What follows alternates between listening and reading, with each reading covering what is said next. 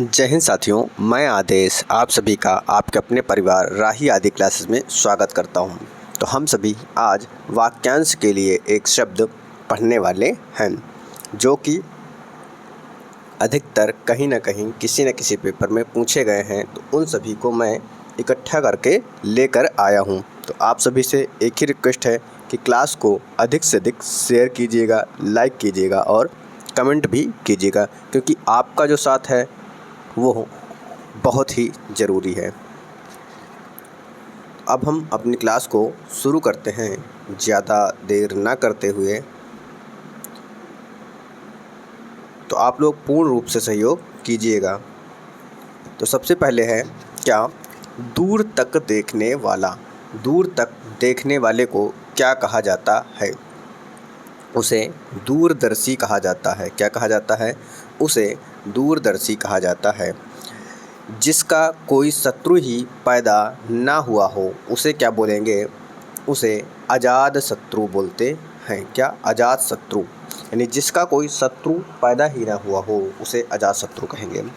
आगे देखते हैं, जो हमेशा याद रखने योग्य हो, यानी जो हमेशा याद रखने योग्य हो उसे हम एक शब्द में क्या कहेंगे? अविस्मरणीय।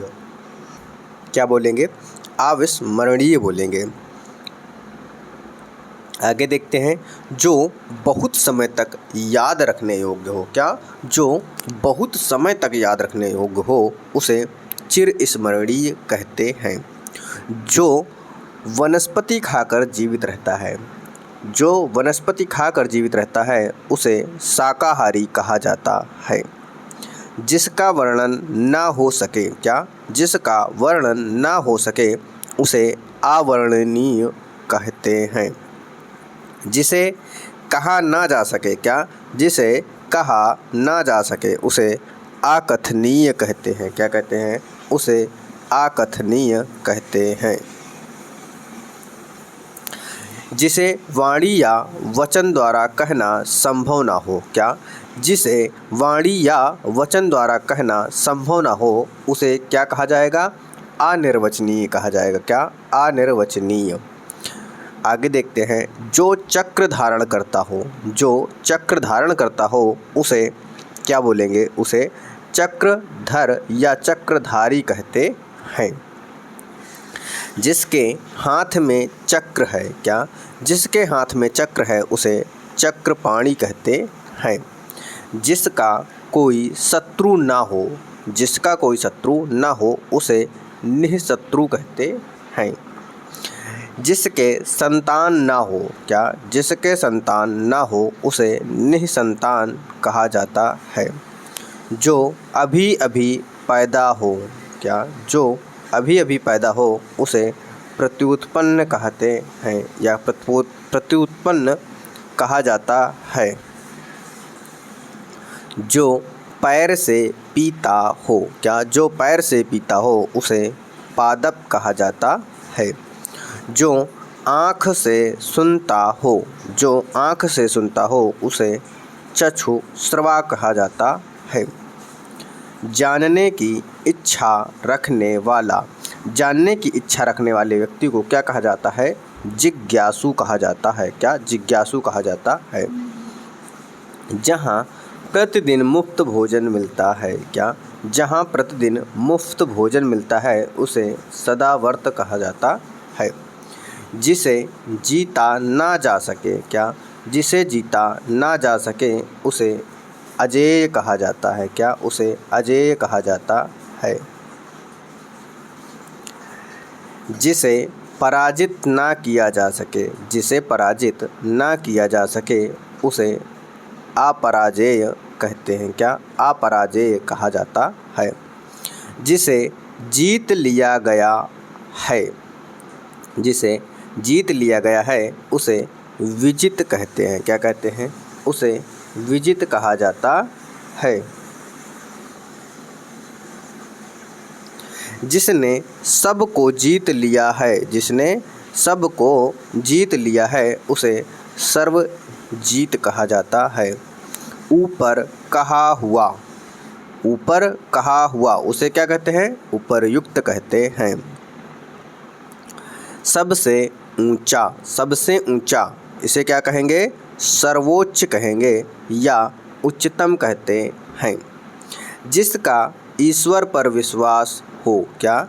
जिसका ईश्वर पर विश्वास हो उसे आस्तिक कहा जाता है।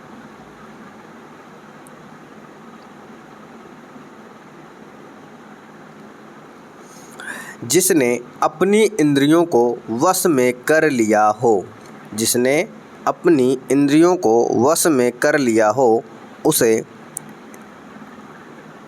जितेंद्रिय या इंद्रजीत कहा जाता है। क्या? जिसने अपनी इंद्रियों को वश में कर लिया हो, वो अपनी इंद्रियों को जीत लिया यानी, तो इंद्रजीत कहेंगे या जितेंद्रिय कहते हैं।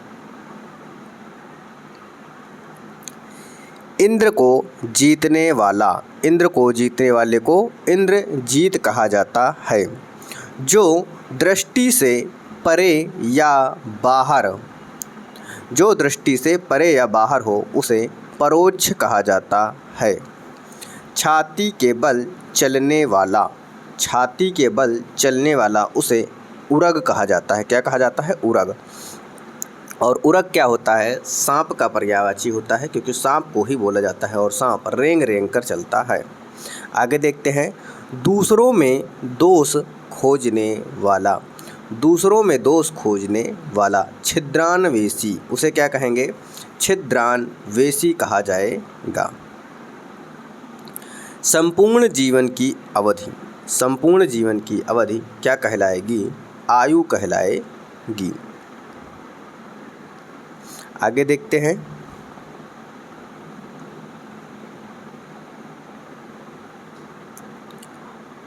वर्तमान जीवन की अवधि, जो वर्तमान जीवन की अवधि होती है उसे उम्र या अवस्था कहा जाता है। क्या कहते हैं? उसे उम्र या अवस्था कहा जाता है।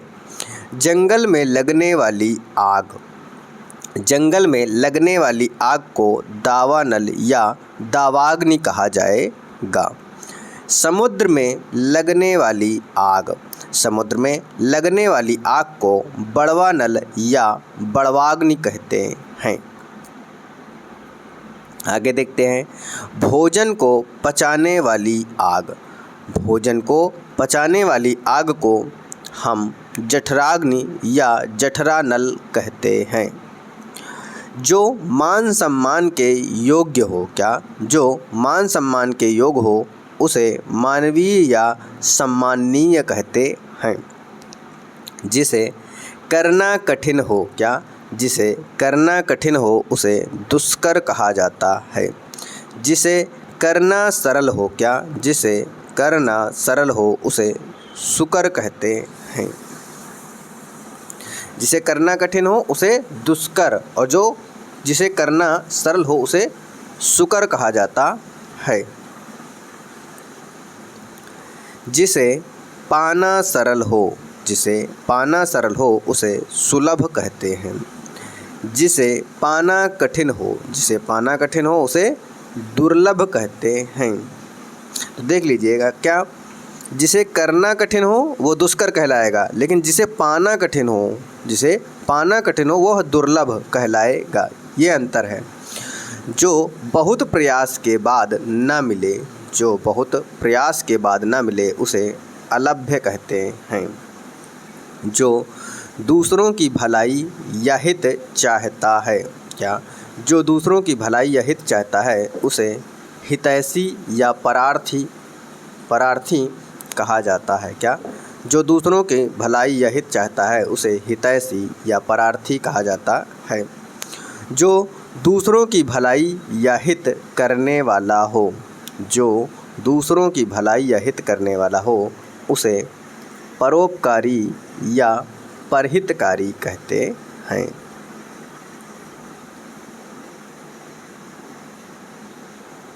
जो दूसरों की अहित चाहता हो, जो दूसरों का या की अहित चाहता हो उसे अहितकारी कहते हैं। जो बहुत बोलता है, क्या? जो बहुत बोलता है उसे वाचाल कहा जाता है। जो कम बोलता है, जो कम बोलता है उसे मितभाषी कहते हैं। जो बिल्कुल ना बोलता हो उसे मूक कहा जाता है।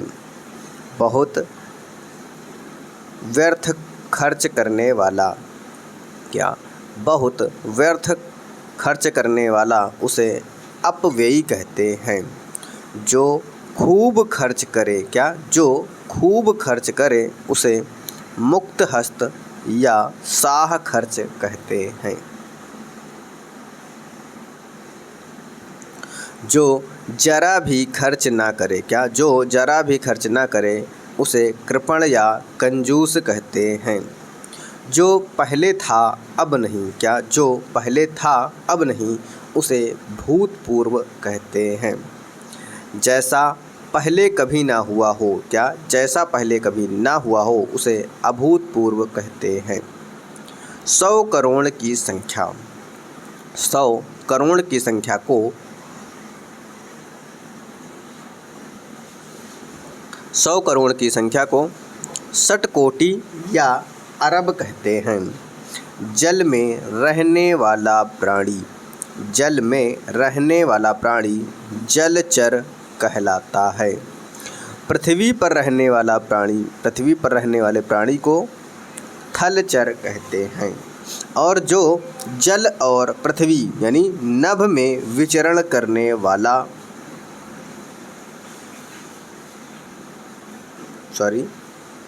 क्या है, नभ में विचरण करने वाला उसे नभचर कहते हैं। जो नभ में विचरण करेगा उसे नभचर कहेंगे।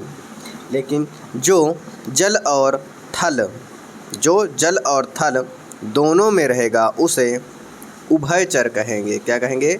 उसे उभयचर कहेंगे। क्या कहेंगे? उभयचर। या जल भूमियाँ, जल भूमियाँ मतलब जल और भूमि दोनों पर रहने वाला। आगे देखते हैं, स्वयं पर निर्भर रहने वाला, स्वयं पर निर्भर रहने वाला स्वावलंबी या आत्मनिर्भर कहलाएगा। स्वयं पर निर्भर रहने वाला स्वावलंबी या आत्मनिर्भर कहलाएगा। दान पर चलने वाला, दान पर चलने वाला दातव्य कहलाएगा। खाने की इच्छा, खाने की इच्छा को बुभुक्षा कहते हैं। क्या कहेंगे? बुभुक्षा कहते हैं। खाने की इच्छा रखने वाला, खाने की इच्छा रखने वाले को बुभुक्षु कहते हैं। क्या? बुभुक्षु, बुभुक्षु कहते हैं। पीने की इच्छा रखने वाला, पीने की इच्छा रखने वाला उसे पिपासु कहेंगे। और पाने की इच्छा पिपासा कहलाएगा। ठीक उसी प्रकार जानने की इच्छा जिज्ञासा कहलाएगा। क्या? जानने की इच्छा जिज्ञासा कहलाएगा। और जानने की इच्छा रखने वाला क्या कहलाएगा? जिज्ञासु कहलाएगा। जानने की इच्छा रखने वाला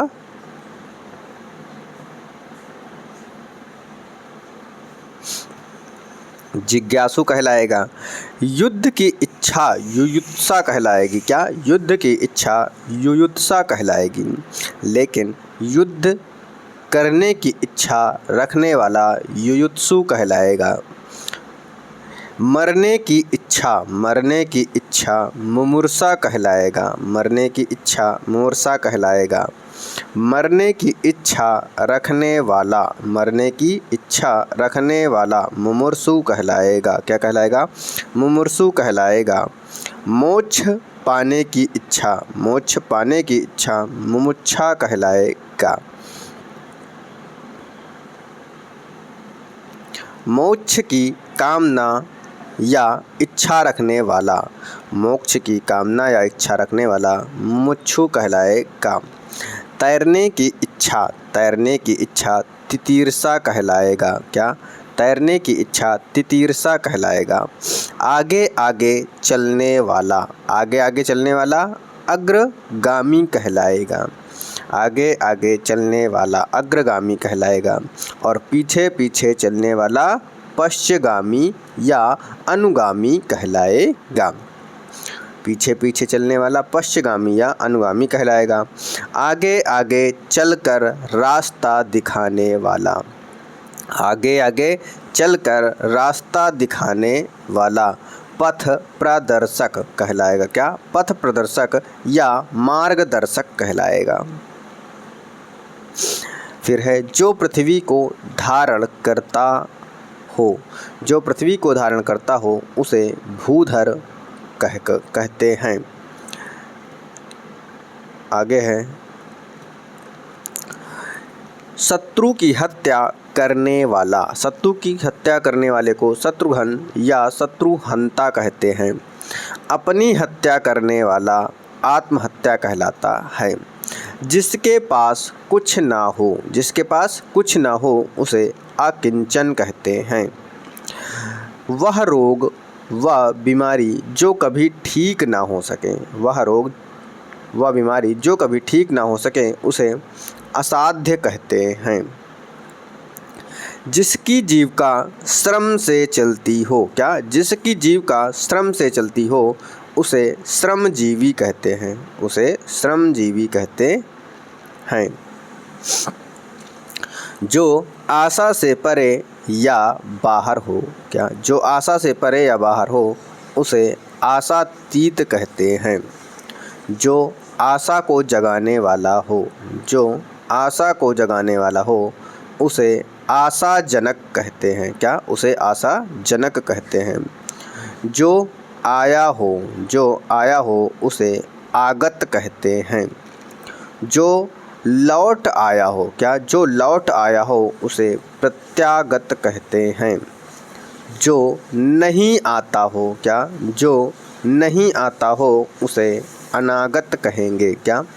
जो नहीं आता हो उसे अनागत कहेंगे।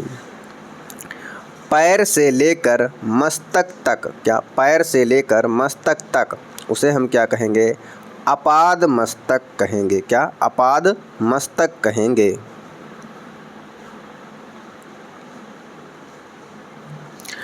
पैर के नख से लेकर शिखा तक, पैर के नख से लेकर शिखा तक उसे नख शिख कहेंगे, नख शिख कहेंगे। जिसके हाथ में शूल हो, क्या? जिसके हाथ में शूल हो उसे शूलपाणी कहेंगे। क्या कहेंगे? उसे शूलपाणी कहेंगे। जिसके हाथ में वज्र है, क्या? जिसके हाथ में वज्र है उसे वज्रपाणी कहेंगे। क्या कहेंगे? वज्रपाणी कहेंगे। जो लोहे की तरह बलिष्ठ हो, जो लोहे की तरह बलिष्ठ हो उसे लौह पुरुष कहते हैं। पहाड़ के ऊपर की समतल भूमि, ये पूछा जाता है कई बार। पहाड़ के ऊपर समतल भूमि क्या कहलाएगी? अधित्यका कहलाएगी या पठार कहलाएगा। पहाड़ के नीचे की समतल भूमि, पहाड़ के नीचे की समतल भूमि क्या कहलाएगी? उपत्यका या घाटी कहलाएगी। ये जो क्वेश्चन हैं अधिकतर पूछे गए हैं। क्या? पहाड़ के ऊपर समतल भूमि अधित्यका या पठार, पहाड़ के नीचे की समतल भूमि क्या कहलाएगी? उपत्यका या घाटी। जो पहाड़ों के बीच की भूमि होती है, क्या? जो पहाड़ों की बीच की भूमि होती है उसे द्रोणी कहा जाता है। क्या? द्रोणी दर्श या द्रोणी कहा जाता है। यह आपको ध्यान रखना है। आगे है उत्तर और पूर्व का कोण, उत्तर और पूर्व का कोण ईशान कोण कहलाता है। क्या? उत्तर और पूर्व का कोण ईशान कोण कहलाता है। तो आज की क्लास को हम यहीं तक रखते हैं। बाकी के 3 पेज जो हैं वह पार्ट 2 में करके कल करा दिया जाएगा, क्योंकि आप लोगों का सहयोग भी बहुत कम ही लोग मिलता है। बस 30-40 लोग ही देखते हों। कम से कम 500-600 तक पहुंचा दो तो भी हमें भी खुशी हुआ करे। तो आज की क्लास यहीं पर समाप्त किया जाता है। आप सभी का इस क्लास में जुड़ने के लिए और इस परिवार में जुड़ने के लिए और साथ देने के लिए बहुत बहुत धन्यवाद।